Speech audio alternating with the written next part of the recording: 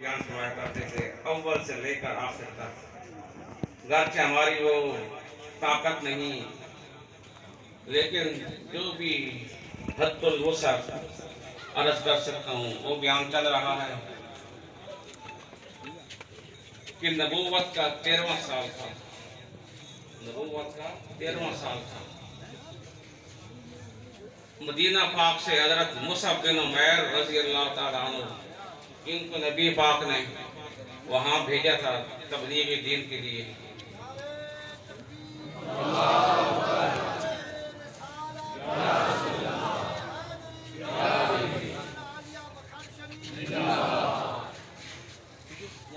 تو نبوت کے 12ویں سال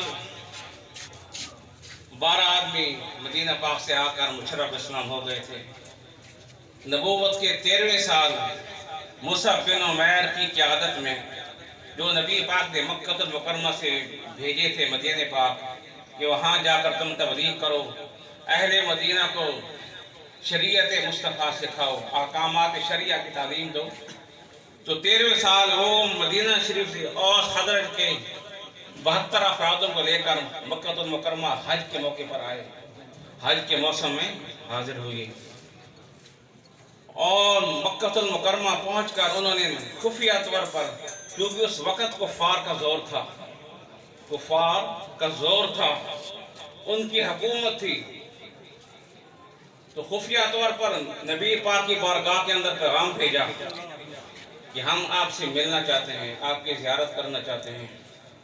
نبی پاک نے رات کے وقت مینا کی وادی میں اسی مقام پر ملنے کا وعدہ فرمایا جس مقام پر پچھلے سال ان سے ملاقات ہوئی تھی۔ رات ہوئی، سید کائنات حضرت اپنے چچا عباس رضی اللہ تعالیٰ عنہ کے ساتھ مینا کی وادی میں تشریف لے جاتے ہیں۔ وہاں مصعب بن عمیر بھی ہیں، یہاں کفار سے چھپ کر ملاقات ہو رہی ہے خفیہ طور پر۔ اگر کفار کو پتہ چل گیا وہ ان پر اتنا ظلم ڈھائیں گے، اتنا ستائیں گے کہ ان کے لیے یہاں رہنا مشکل ہو جائے گا۔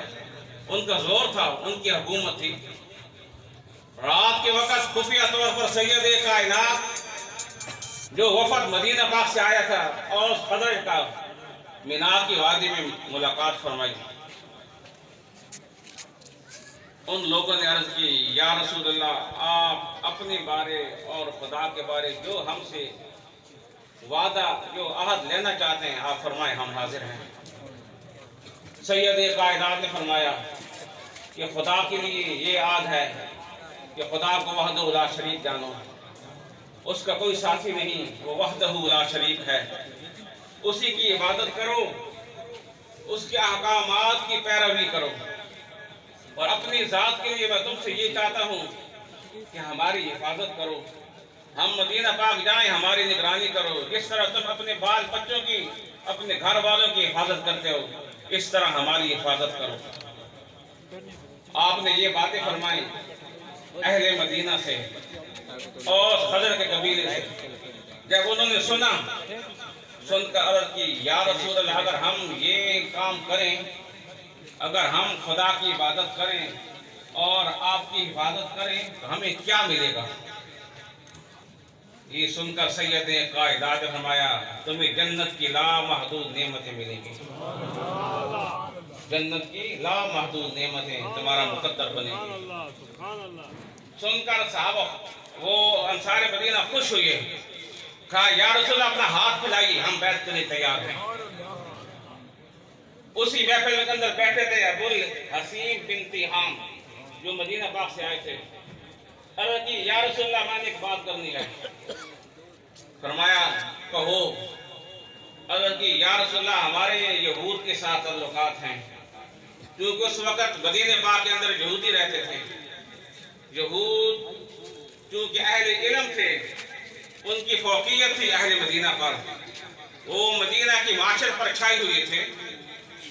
کہا، ہمارے یہود کے ساتھ تعلقات ہیں، ظاہر ہے جب آپ سے ہمارا تعلق جڑے گا یہود سے ہمارا تعلق ختم ہو جائے گا، پھر کہیں یہ نہ ہو کہ جب آپ کو اللہ تعالیٰ فتح عطا فرمائے، نصرت عطا فرمائے، آپ پھر دوبارہ مکہ المکرمہ لوٹ جائیں ہمیں ویسے ہی چھوڑ جائیں۔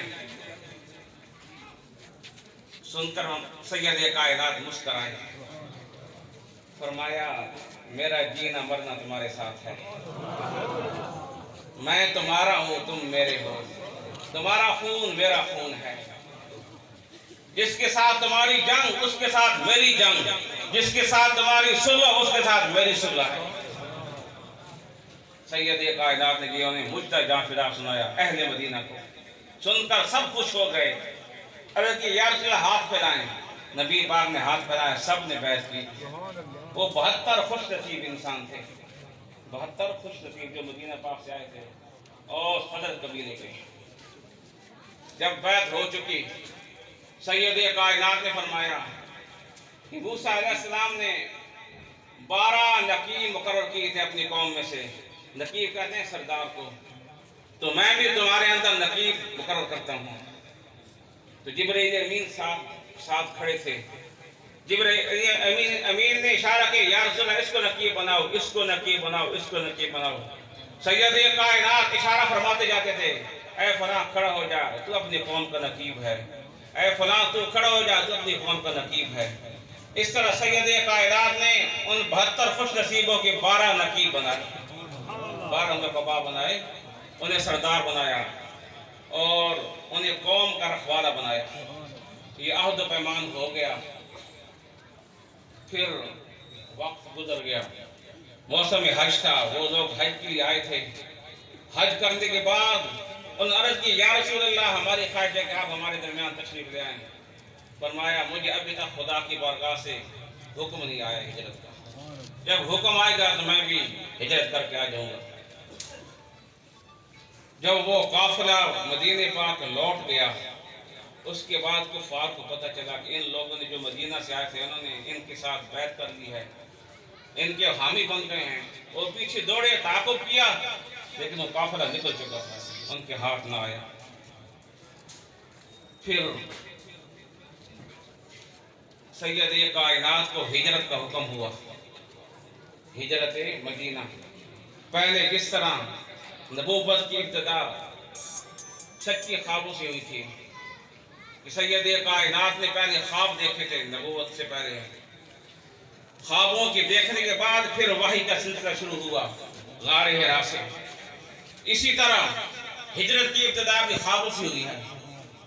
پہلے خواب کے اندر سید کائنات کو مقام ہجرت دکھایا گیا، آپ نے دیکھا خواب کے اندر میں کھجوروں والی سرزمین کی طرف ہجرت کر کے جا رہا ہوں، جہاں میں جا رہا ہوں کھجوروں والی زمین ہے، وہاں کھجوروں کے درخت ہیں بڑے۔ آپ نے تعبیر لی کہ وہ مقام جمامہ ہوگا یا حجر ہوگا، لیکن بعد میں آپ کے لیے مدینہ پاک کو معین کر دیا گیا۔ اللہ کی بارگاہ سے حکم آ گیا کہ اے میرے محبوب تم مدینہ پاک ہجرت کر جا، مدینہ پاک تشریف لے جا۔ جب مدینہ پاک کی ہجرت کا حکم ملا، سید کائنات نے جو لوگ آپ پر ایمان لے آ چکے تھے انہیں آپ نے ہجرت کا حکم دیا۔ صحابہ کرام ہجرت کرنے لگے، سلسلہ ہجرت شروع ہوا۔ سب سے پہلے نبی پاک کے رضائی بھائی ابو سلمہ انہوں نے ہجرت کی۔ ابو سلمہ انہوں نے ہجرت کا ارادہ کیا، اپنا اونٹ تیار کیا، اپنی بیوی بچے کو لیا۔ جب ہجرت کرنے لگے مکے والے آ گئے، ان سے بیوی کو چھین لیا کہ یہ ہماری عورت ہے، یہ تمہارے ساتھ نہیں جا سکتی، یہ ہماری قبیلے کی ہے، تمہیں اپنی ذات کا اختیار ہے، تم جانا چاہتے ہو جاؤ، لیکن یہ تمہارے ساتھ نہیں جائے گی۔ پھر ابو سلمہ کے رشتہ دار آ گئے، انہوں نے عورت سے بچہ چھین لیا، یہ بچہ اس عورت کے ساتھ نہیں جا سکتا، یہ ہمارا خون ہے۔ بیوی جدا ہو گئی، بچہ جدا ہو گیا، ابو سلمہ جدا ہو گئے،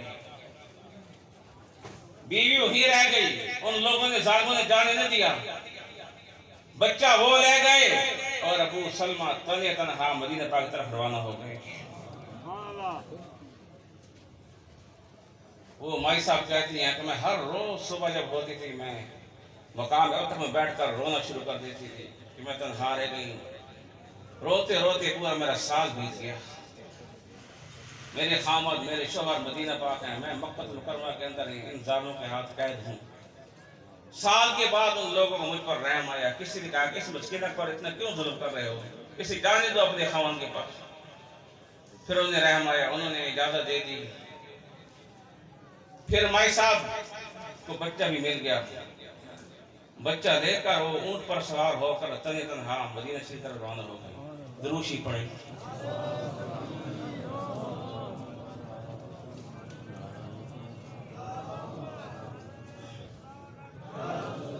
جب مقام تنعیم پر پہنچی، جہاں لوگ آج بھی عمرہ ادا کرنے کے لیے وہاں تک جاتے ہیں، احرام باندھ کر واپس مکہ المکرمہ لوٹتے ہیں، وہاں پہنچی، وہاں حضرت عثمان بن طلحہ، انہوں نے دیکھا یہ عورت تنہا اونٹ پر سوار ہو کر بچہ لے کر جا رہی ہے، ساتھ کوئی اس کی مرد نہیں۔